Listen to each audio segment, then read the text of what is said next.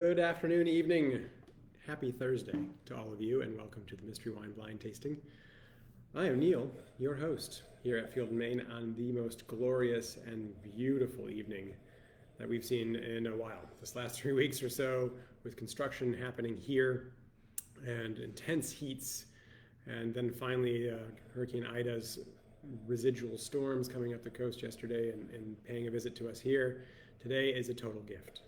And all the more so because I get to spend some time with you tasting this little number, which I just poured, and has some reminiscent notes in the nose, but then more intrigue than that, and I'm not quite sure where to place it. So I'm going to need your help. Who's joining us tonight? I'm noting that 2 or 3 people are already on, and look forward to connecting. So, this is something special, perhaps.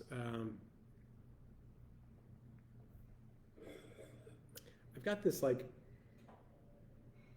getting ahead of the process, but as I poured it, there was this sort of cranberry skin, cranberry, almost cranberry fruit leather element that kind of just popped out, and I didn't. I couldn't help but just kind of jump in and smell it, and then there's a medicinal element now that's kind of popping out. So we'll get to all that. But Candy and Kevin are here. And next week you're joining us from Wisconsin.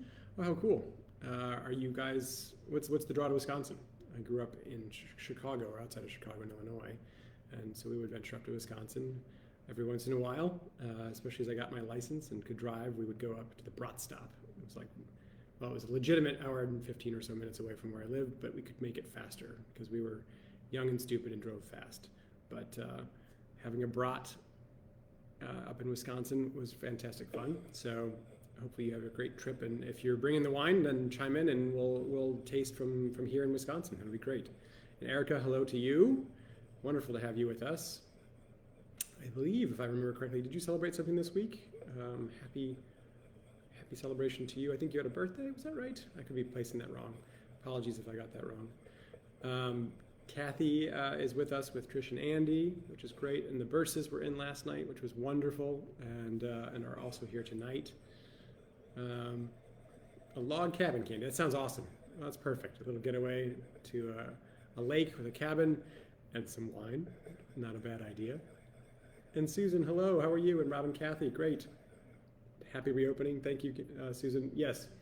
Last night was our first night open as we closed for a couple weeks to do this renovation and to give the team some time off. And they went unique places and did nothing and did fun things and ate some good food and got back. And we spent most of the time here. I spent the most of the time here with George, our great contractor, and Steve and his wonderful crew at Cedar Shakes and Shingles, who just consistently impress me with how focused they are on their own form of hospitality, which is to take care of us. And they pushed through weekends and made sure that we were able to open on our target date. And so I'm grateful for their efforts. We have a little bit to do left in terms of outfitting the space and making it feel warm and welcoming, but it is a physical space that's pretty special. So we have a new welcoming area to the west of to the east of the building rather. So you enter now via the main part of the campus, which is in the center next to the patio, and come right around where we were basically entering for the last year, and the side door is now a vestibule that welcomes guests, and so that's wonderful. We've got a new layout in the kitchen a little bit with respect to some equipment and some more counter space and surface area, so the kitchen team is getting used to that, which is awesome. So it's fantastic. Well, then I'm glad I got it right, Erica. You did have a birthday, and happy birthday to you. That's wonderful. Jan, you're with us too. Candy, you picking up that cranberry chocolate? You're picking up chocolate. Okay, cool. So and that chocolate, let's talk about that for a minute. Like, it's not so much like a milk chocolate. It's not like a sweet confectionery chocolate to me. Are you finding the same? It's more like cocoa. It's got this earthy element underneath some of that too. So, Ariel, welcome to you. Great to have you with us this evening as well. Yeah, this is neat. That cranberry and that earthy note, there's kind of like a brambly note, licorice stem, kind of licorice root rather, I should say. Oh, definitely. It's like I said earlier when we first opened. It's reminiscent of Carignan, this or even Cinsault, Carignan and Cinsault. So southern France. So for me, like that's what in my world right now. That's what I'm gut checking and thinking. I have this idea that there is a potential that we're in the southern part of France.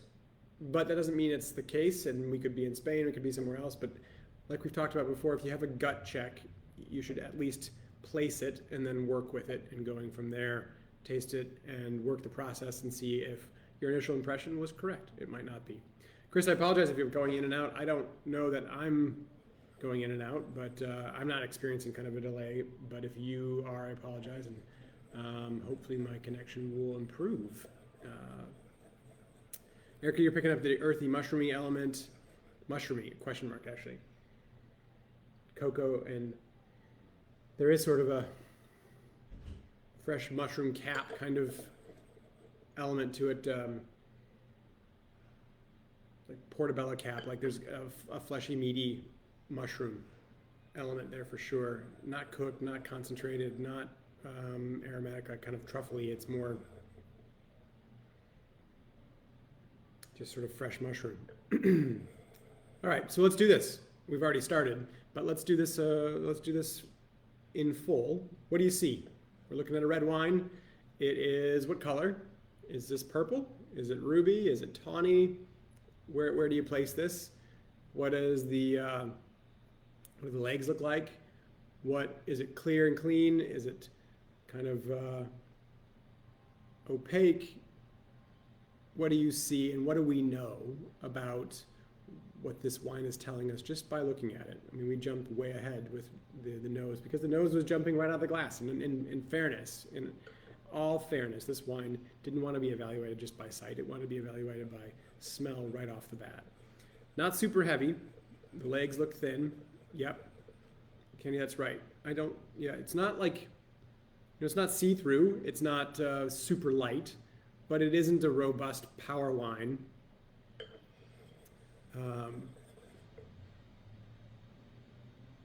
Garnet, cool. Yeah, deep garnet, ruby, awesome. And Johnny, welcome. Kristen and Krista, awesome. Hey guys, welcome. You're never too late. You're here. It works. The wine's in front of you. You're in front of us. It's all great. Some leather and tobacco, Chris. Awesome. Yes, I think that's the case. There's that, what we were kind of referencing as earthy is tertiary, known as the secondary characteristics, the non-fruit characteristics. That's, I was watching some tasting last night on the Somme channel, and Pascaline Lepelletier said, wine comes from a plant, and to say that it's just all about fruit is unfortunate, because just focusing on fruit means that you're missing the rest of the plant, and there's so many other things that are coming through that plant, but by way of aroma and things that are translated into the fruit, that having a wine that has a balance of the two makes it all the more intriguing, and I couldn't agree more, and that's certainly the case here. We're getting some fruit, but there's the secondary qualities, and even that statement, secondary, they're not secondary, they're complementary, they're part of the experience, and they're more along the lines of some things that we associate from an earthen standpoint, but that are their own things, like cocoa, like leather, like tanned hides, right? Like tobacco. In the case of cocoa and tobacco, these are also agricultural products that have particular aromas, but they're not fruited, and so they're not in the sort of edible realm. Cocoa being exempted, of course, but they're more put outside of sort of the analysis that you would find. And they often tell you a little bit more about place, maybe, than varietal. And so those elements indicate oftentimes an old world perspective on wine. Not always, but certainly more the case, right? If you have those descriptors, you start to think, is this old world or new world? And you start to think, well, probably more likely an old world presentation. But that isn't, as I said, something that's definitive. So, but building that profile, we've got a moderate wine, right? Moderate, medium to medium minus perhaps weight. It has a garnet, sort of ruby color to it. It's lighter. Susan's drawing attention to the rim. So there is a variation from the rim. So from the outside part of the wine, as you're tilting it, right here going into the center, there's a variation. And it does get a little bit watery. A tiny bit watery and then just a tiny bit different in color. When there's a variation in color, you're looking at something that might have a little bit of age on it. And if you have that watery element, you might be looking at something with a little bit higher alcohol. And so, yeah, I think it smells a little hot. What does that mean? It smells a little hot. There's a little bit of a burn. There's a little bit of an alcohol kind of, the esters are releasing in the wine as you swirl it, and that releases aroma. But some of the aroma seems like you're almost in a distillation, right? You're getting sort of an alcohol element as well. The fruit's there, but it's not strong in terms of dominant. It's present though. It's like that cranberry thing was the first thing that kind of jumped out of the glass for me. And there is sort of a cooked brambly fruit element that's really neat, and an herbal fruity element. So kind of thinking more of like a reduction sauce, like a red wine reduction sauce that would have some fruit component in it, and maybe some rosemary or something like that in it that gives you that herbal element back and forth. This would be a fantastic accompaniment to some meat, grilled meat. All right, Erica's picking up a little black tea and some fig. Cool, very good. Yes. In fact, that's kind of what we're putting on the steak right now. Our steak sauce is a reduction of beef stock, and it has some figs blended into it and some red wine blended into it. So this wine would be lovely with that. We'll see about the intensity of it, whether it wants to go with a steak or not. All right, so medium wine, maybe medium minus in terms of profile. The legs are there, but they're not thick. It might have a little higher alcohol because of the rim variation. It could have a little bit of age on it. It has sort of an old world character by way of the secondary or tertiary characteristics that we keep picking up on. It has some fruit components, but they're not the only thing, and they're certainly not the dominant element, but they are there and they're present. So cranberry tart, kind of tart reddish fruit into now some sort of blackish fruit, like in the way of the fig. And so that puts us in a spectrum, right? So when you get into that middle realm, you're not like, it's not Pinot for sure. Like we're not saying like, I think it's Pinot or something light. It's not huge and deep and dark, so it doesn't take you in that realm. So we're in a middle spectrum, and there's a lot of potential here. We got to begin to dwindle this down. So let's taste and see if we can start to put ourselves, like for example, we're pretty clear we're in the old world, then we begin to say where in the old world and where would we find these characteristics. And let's talk about alcohol. Let's talk about the robustness of the wine and the volume of it. Let's talk about acidity and tannin.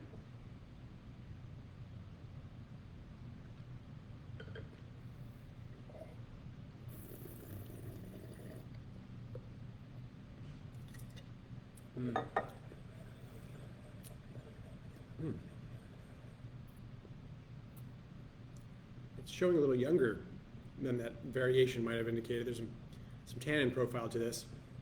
Bouncing back up to Candy's thought, or excuse me, to Erica's note about the tart fruit, not picking up that on the nose. Fair enough. It was for me like cranberry, but it's opening a touch. And that fig wasn't there initially for me, and now it is coming on more. There's a little weediness. That weediness and that licorice element and the tannins, there's an astringency to the tannin, which makes me think of the stem and the seed and maybe some whole cluster element. So when you're pressing and processing the fruit that you've harvested, you can destem it. You can take the stem away from the berry and just use the berries.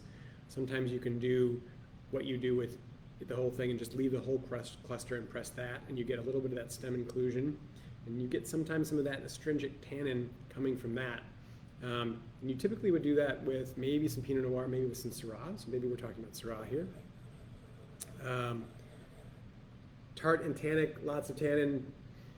From Johnny, who's saying that, yeah, there is. It's a youthful wine in that way. Erica, you used the aerator pouring yours. Wonder if you missed the tart river. Yeah, you absolutely could have aerated that right past that phase.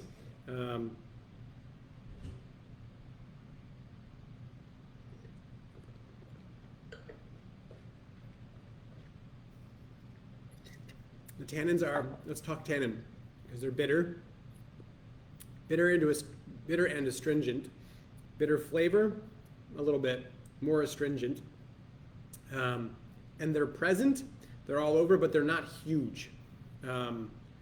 Think about tannins that kind of feel like they just shove themselves up under your gums and pillow out like cotton candy would just kind of fill your mouth with the tannin.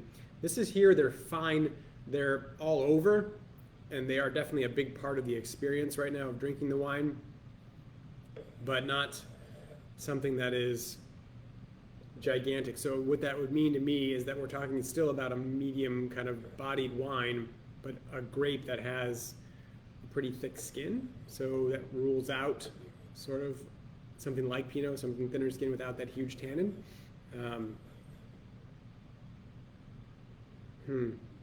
And Jeff and Adrian opened theirs at 545. So those that aerated and those that opened earlier are getting a different experience, which is to be expected as you soften the wine. And tannin will soften with a little bit of aeration and time.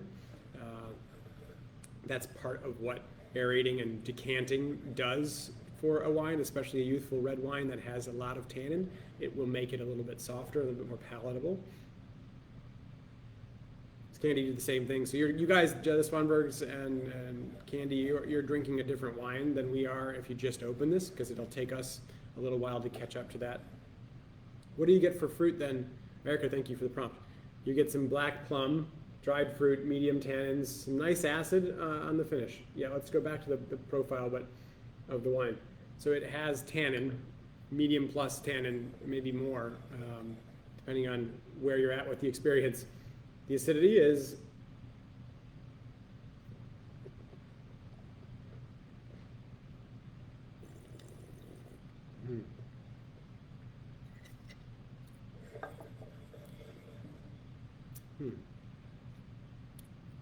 yeah, it's building in tannin rather than dissipating for me. But I just opened it. It does have this florally note. Jan's picking up some roses. It has some of that darker red to kind of black fruit on the palate. The tannin is almost in a way distracting because it doesn't permit you really to focus on the overall expression of the wine on the palate from a flavor standpoint. So the aromas were real prominent, but the palate is less expressive, or at least that's how I'm finding it. More of that experience is about the tannin. So let me go back and try to just set aside the tannin.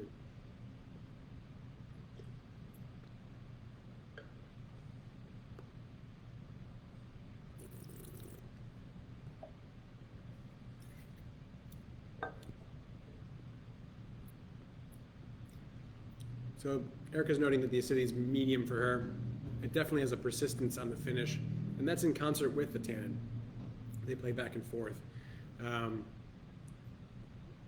Yeah, this is not shying from tannin.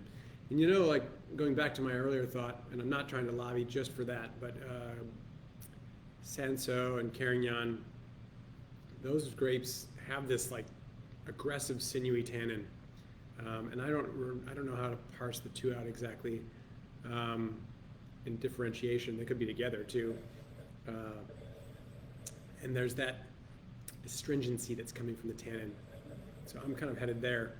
It is all over the gums. You're right. It kind of expanded, but it's not super voluminous and it's not heavy and weighty. They're just there. They're a thin dust coating of tannin all over the mouth. They sort of seem to like go away after you drink, and then you have a sip and it just kind of builds up again. So they recede and then come back with some prominence. Whereas we've tasted things like Tannat, we've tasted things like Aglianico that had some powerful tannin, or Wavra that just kind of stuck. We've gotten into Cahors, right, and some Malbec that really was like, the tannins were just super powerful. So, yeah, it's interesting. So we've got a robust, medium plus acid. We've got some of those darker fruits. We've got kind of a 2%, so medium body kind of profile. It's a dry wine, right? it has that secondary characteristic, tertiary elements on the palette. Are we still thinking, or should we be thinking, old world versus new world? Where do you place this? The herbal element is definitely coming out more and more, Erica, yeah, for sure. There's some pepper.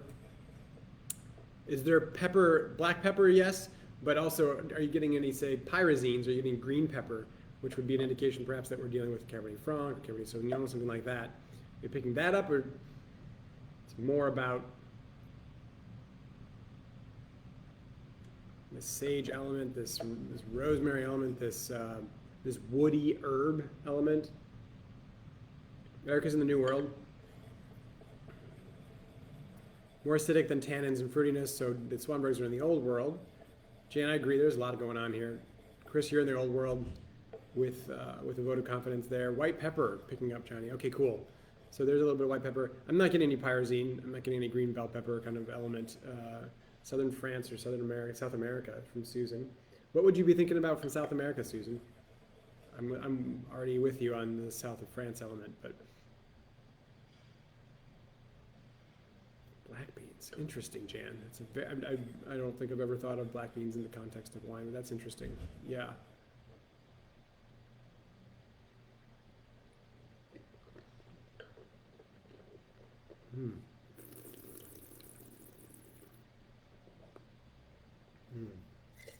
So, a few votes for the Old World, and a couple of votes for a few more votes for the Old World, really. A couple of votes for the New World, which begs the question then, Italy, France, Spain, Austria, but really, I don't think, I don't think this is Austria, and I could be right, but possibly a Chilean blend from Susan if we're talking about South America. But let's hang out in Europe for a minute. Let's hang out in the Old World. Violets are coming through for Chris and Erica. The Old World element. So if this was Italy, if this was Spain, if this was France, we could be dealing with Carignan, which is what I was playing with from both Spain and France. We could be dealing with Barbera from the Old World element in Italy. You could throw Dolcetto in there because the tannin in Dolcetto is pretty prominent and strong. What about something like Mencia? Could we be hitting on Mencia? This doesn't have, I don't think the Mencia head has this much pronounced tannin. What else should we consider? We had kind of some pepper elements, but there isn't like a meatiness or a smokiness, is there? Not so much. So I don't know about this being Syrah, but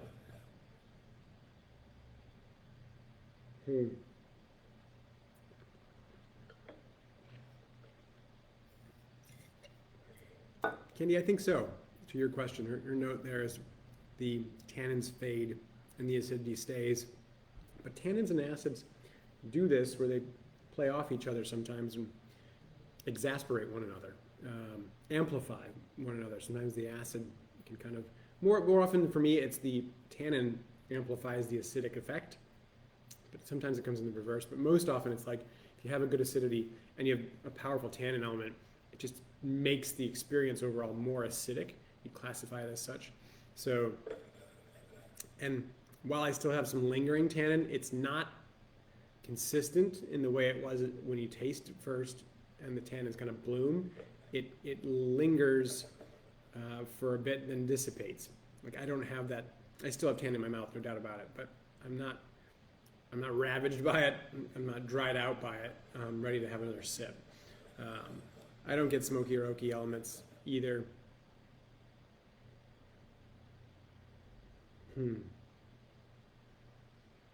Okay, so Barbera, Dolcetto, Carignana, Spain, maybe what other varietals should we consider? What other places anybody have in their mind, and where would you take us? From the New World candidates from before, what are you thinking? So Chilean blend was thrown out by previously for a moment there. Other than that, where else would you go? There's this herbal element, this Hmm.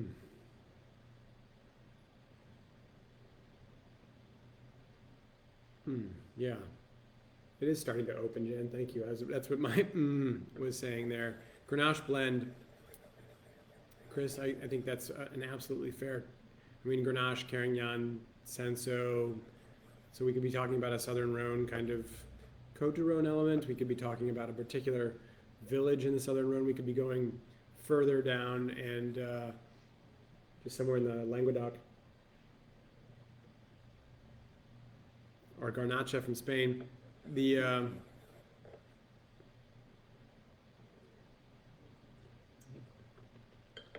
hmm.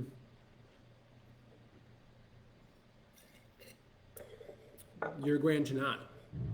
Hmm. Well, tannins continue to build. And as they build, they make an argument for more Tannat. Yeah. Um, the Uruguayan Tannats I've had, and I only have had a couple, have a bit more softness than this, I think. Uh, so Côte du Rhône, Garnacha, Chilean blend, Uruguayan Tannat. Chilean blend would be, what are you thinking? Chilean blend would be more like a Bordeaux blend, Syrah blend, kind of a Rhone blend. So when we say Bordeaux blend, we're talking about the Bordeaux grape varietals, which I know most of you already know. So Cabernet Sauvignon, Merlot, Cabernet Franc, Petit Verdot, and Malbec. If we're talking about a Rhone blend, we're talking about Grenache, typically Syrah, Mourvedre, the GSM. But then you could have Carignan, you could have Senso, you could have Claret, you could have Picpoul in there. You could have a bunch of other different varietals that you might find, Marsanne, Roussanne. But the three principal reds would be the Grenache, Mourvedre, and Syrah. Chris, you just picked up your Uruguayan. Oh, cool. Awesome. Jeff, you're thinking about Bobal. That's pretty cool. I don't know enough to talk about Bobal. If this is Bobal, it'd be fantastic. It'd be cool to be able to try that. Interesting. There's that just jogged a memory, and just because the Baga, which comes grape varietal comes from Portugal. It's pretty rustic and has a little bit of tannin.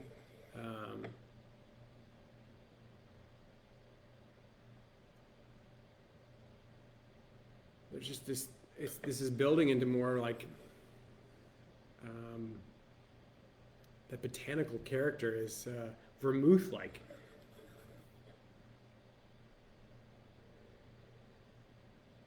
From Chile, Susan saying Grenache and Carignan. So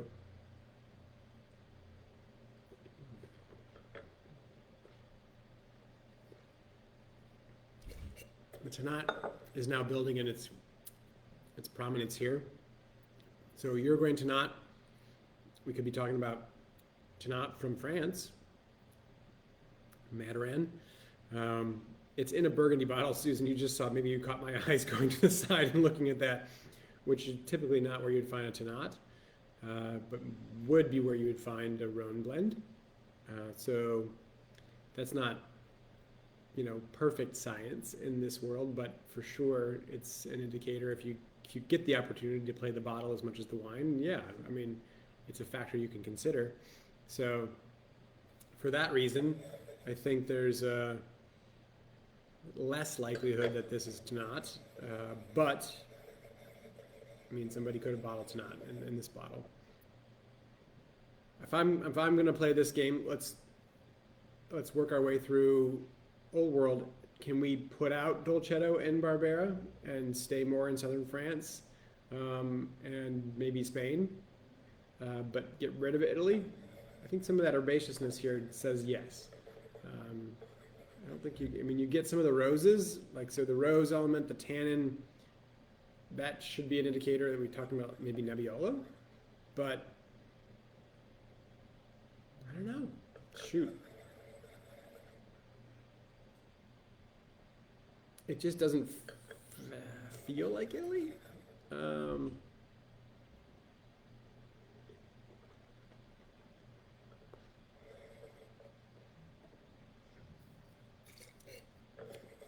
Garnacha Monastrell, Chris is saying, or Grenache and Mourvedre. And as I say, Chris, I'm sure Courtney's there too. Hi, Courtney and the kids. Um, yeah, I mean, like you could make an argument based on what we've said. There's tannin, it's prominent, but not voluminous, but it's really prominent. And there's roses, and there's red into dark fruit. You could make an argument for Nebbiolo, but it doesn't feel that way. It has the right kind of acidity profile. Just takes me back to sort of that in the Garrigue in the southern France kind of nomenclature. Garrigue is just this herbal mix, this woody herbal mix, and Johnny's saying there might be Petit Verdot in it, but he also likes the Rhone. I know this is definitely befuddling. Like I said from the beginning, there was something that was very reminiscent about it, and yet quite a bit more that was intriguing and that I didn't have a good answer for. So, and now it's changing even again. It's got more of a richness coming on the nose by way of what might be some wood aging. There's some spice coming through now. It's more heady. It needed a minute to open. So for those of you that had that extra jump on this, I think you're tasting a much more different wine.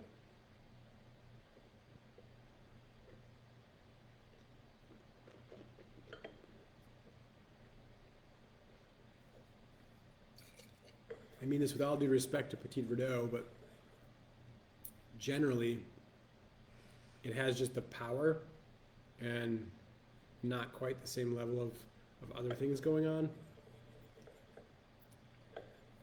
It has a little bit more, like right now the tannins are like right here and the rest of the wine is right here. The tannins are still kind of the overarching experience, and then right under it, like they're the loud, they're amplified, and underneath it in just non-amplified tones, conversational tones, is some of that fruit, that medicinal element, that vermouthy note that is there. It's definitely not shy, but it's just can't compete with that tannin. And I don't know that Petit Verdot would give me all of that underneath the tannin. I think you just get a dollop of fruit, a dollop of that tannin together. They kind of go better together. Jan, you're going to go with the GSM blend from the Rhone. It's softening for you, Jan, the other Jan Nelson and Jan Burse.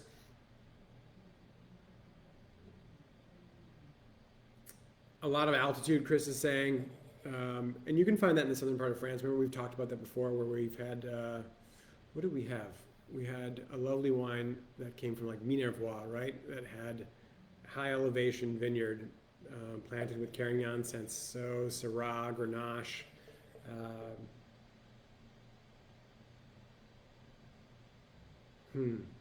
Yeah, and if we're talking Old World and Petit Verdot, yeah, there's going to be a small percentage as opposed to a larger percentage of Petit Verdot that would be maybe used here in Virginia.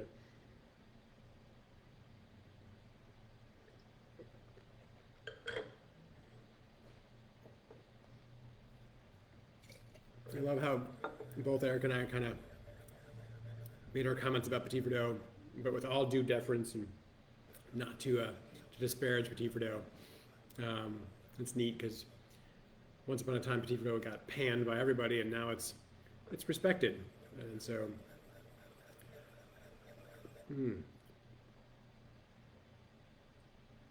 This is neat because it continues to change. We're at 33 minutes, and usually at 22 minutes, right, it changes, and then it kind of kicks into a gear, and we can kind of find our way. I mean, I think we can put a pin in this, but I'm intrigued to see where this goes in the next 10 minutes, next 20 minutes, next hour, because I think it's going to change even more.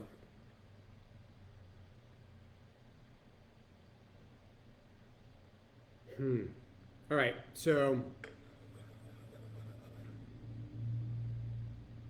I think I'm going to go with that gut. I'm going to pay deference to that kind of gut feeling that I had initially, that first flash, which was the Carignan, kind of southern France, explains some of this element. Could be a blend.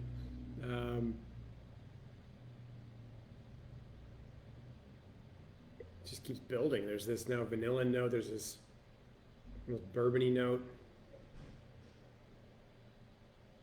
More of that dark fruit. That red fruit cranberry thing is sort of gone.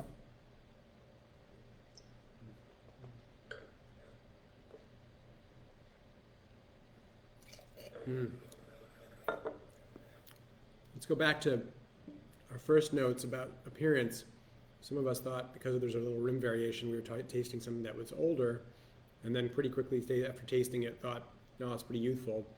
So older, younger? Is this 2 to 4 years of age? Is it 4 to 6 years of age? Older than that? What do you think? Where do you place this? And then regionally, I think we're kind of all sort of centering in northern Spain, southern France, kind of Mediterranean influenced element there. Some with sort of a GSM type blend, some with a Rono blend that's a little bit broader in scope, a Carignan addition to a blend, Tannat perhaps, so heading further into France, I'm assuming, as opposed to some of you though were saying Uruguay, so Uruguay and Tannat would be another option. Yeah, I think this is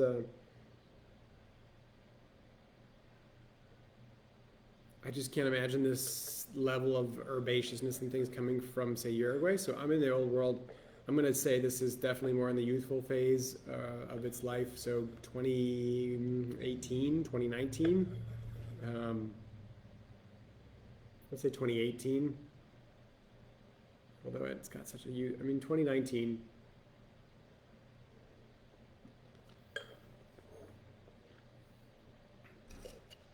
Southern France. For me, kind of a Languedoc blend, but it has Carignan to it, a pretty prominent element. That's where I'm going. I'm sorry if the buffering's not really working. That's too bad. I'm showing I've got good connectivity, but I don't know if that's the case. I know it was a problem for Chris earlier too, so my apologies, Swanbergs, if you're not getting through that. And yeah, this dimension on this wine, Jan, I agree, is quite something. It's got a lot going on. And a lot that keeps coming out, so it's definitely not done showing what it's meant to do. Let's see here. So Southern France, 2019, blend, Carignan, kind of Grenache, Syrah, Mourvedre, kind of potentially. Let's see what we got here. Oh, wow, Jeff. Adrian, how cool is that? You did it. I mean, I pulled you away from it, but you did it. That is magnificent, sir. You threw out Bobal and just didn't know enough to tell you that you were right. But that's wonderful. Organic grapes, easy drinking style Bobal with flavor notes of red cherry, pomegranate, and red plum, dried herbs. Yep, and black pepper. This is from Spain, Manchuela red wine from 2018. And just for reference, I was talking about that booziness, that kind of higher alcohol quality initially on, and I didn't pick up a lot of that in the palate. It didn't drink heavy, didn't drink alcoholic or weighty, but it's 14.5. So that is really neat. Mill to his Reyes. So cool. We got a chance to try Bobal. This is interesting, I agree. I have never had, I mean, maybe I've had Bobal once, maybe. So that's fantastic. It's a varietal I don't know. And in that case, right, so you reflect on what you said and what we described, and begin to build a bank for Bobal, right? So it's like, oh, this is kind of Carignan-like, this is kind of Grenache-like, it's kind of Syrah-like. It's got tannin like Tannat, so, but it wasn't Tannat. It has Dolcetto and Nebbiolo-like kind of notes of rose and the tannin profile, but it's not definitively that. So it's another option. It's another arrow to put in your quiver, so to speak, another tool in the tool chest when blind tasting to try to figure things out. So, wow, what a neat wine, and one that deserves a little bit of attention because it clearly is showcasing more and more as we let it come out. So I'm going to give extra points to Jeff and Adrian for throwing out Bobal, and an extra point, of course, points to every one of you for participating, and thank you, as Candy put it, for another pleasant journey. Yeah, we did journey together, and I think my lights are too dim, so I need to make sure they're up a little bit. We had a wonderful bright sunshine as we started, and as the sun's setting, so do we on this little broadcast. So cheers to all of you. I will see you next week, and we'll do it again. Bo ball. How about that?